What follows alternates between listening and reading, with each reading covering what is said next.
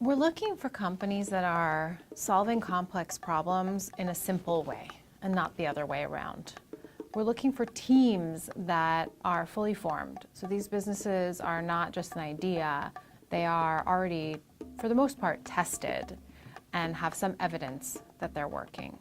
I think it's the entrepreneurs that we're so lucky to find. Entrepreneurs who decide that what they want to do with their life is to facilitate the provision of eye care, healthcare, sanitation, education, energy to communities that are forgotten by the markets. One of our companies in Rajasthan is called Frontier Markets, and it's a female CEO who's actually Indian American, but embedded herself in rural Rajasthan and realized that there is a tremendous lack of clean energy and access to renewable energy products in rural India. What strikes me is her determination, her vision, her grit amongst the incredible challenges that building this business has given to her. You know, seeing people live in darkness, seeing people die of kerosene fires, seeing people not getting a chance to live a life simply and with ease was something that really struck me as an unfair and unjust reality. And so when I wanted to set up the company, I wanted to focus on this area of a population because I felt they were very underserved, most deserving, and actually creating a higher impact at a larger level. 270 million people in India live without access to the grid.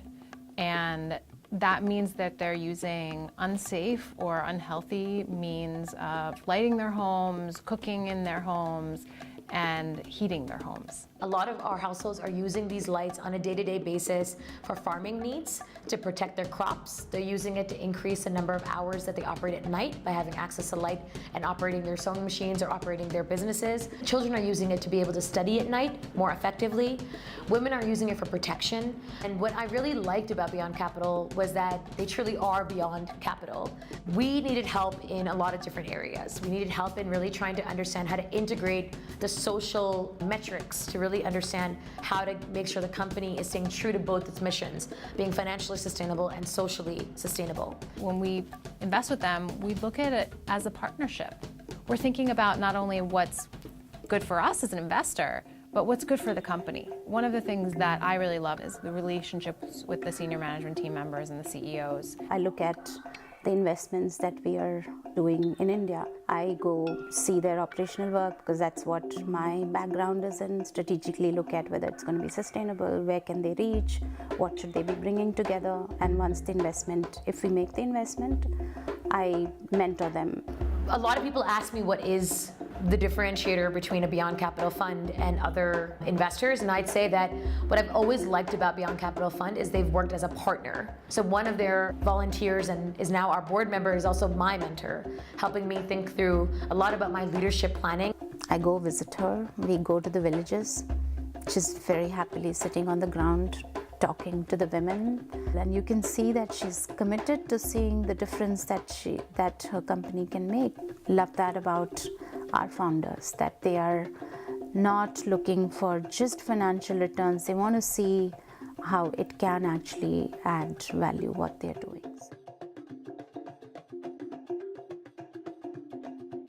Karma Healthcare is a healthcare provider in rural Rajasthan. The business sets up clinics in very remote villages that are not typically accessible other than by a bus that can often be unreliable to larger cities and villages where there might be a larger hospital. The clinics are actually powered by telemedicine, meaning the doctor is on a screen rather than being present in the actual clinic, but they are staffed by a nurse physically on the property. Karma was started by a gentleman named Jagdeep Gambhir, and Jagdeep has a vision to make a model work for rural healthcare. Through technology, we can provide the same care at the patient's village or their doorsteps, right? And that is a key value proposition, right? It helps the patient to save a lot of opportunity cost as well as time. we are providing healthcare services to villages where they don't have access to good quality doctors. Otherwise, they would be missing out on maybe 2 days' wages and just going from the village to the city to connect with the doctor. So Beyond Capital, is an early stage investor in Karma Healthcare. They were one of the first investors that invested in the company. Beyond Capital, right? I think one of the most important aspects is the faith, and the commitment, that the fund, does to its, investee organizations like ours, right?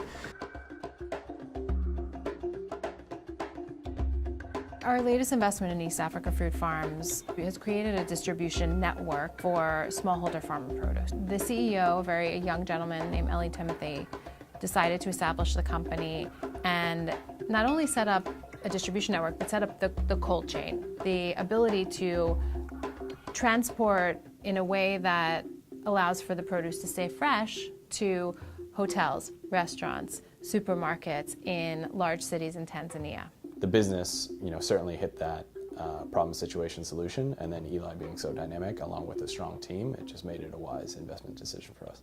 I mean, starting a business, even in the U.S. or anywhere in the developed world, is difficult enough, and in these developing countries where they might encounter rent-seeking governments or lack of infrastructure, I mean, it's very challenging. And if we could, help them address that lack of access to capital, all the better. So I think that's what really drives me. ERC Eye Care is a company that's operated in a very remote part of India called Assam. And many of the patients of ERC have challenges with their work, with their family life, because they're not able to see very well. And the simple access to this quality of care is life-changing for them. We have already impacted the lives of 125,000 people and given glasses to almost 40,000 people, did cataract operations on almost 3,000 to 4,000 people. I've seen probably a 75, 80-year-old grandmother. They had a cataract operation done the earlier day. And after maybe about 10, 15 years, she had not been able to see something so clearly. Just seeing her after having done and feel that, she's able to actually have a life. She didn't have to depend on people. It's very difficult to explain that emotion of, seeing that person has suddenly got that, because things that you take for granted.